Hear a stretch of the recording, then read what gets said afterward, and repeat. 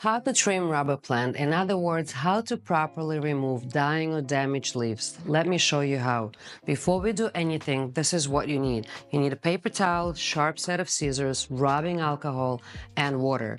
Before I make a cut, I will make this piece of paper towel really wet. We're going to use it to cover the cut after we remove the leaf.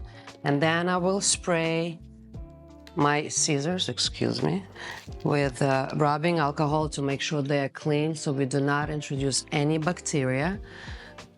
Then I'll gently grab the leaf, and I would want to cut as close to the main stem as possible. As soon as the cut is made, quickly wrap the cut with a wet paper towel, just like that, and let it dry. We need to cover a cut with a paper towel to stop the sap and prevent it from staining other leaves or pot.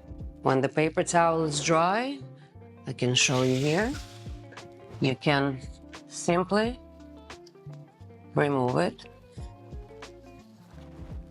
And that's it. If you have any more questions about how to trim rubber plant, let me know in the comments below.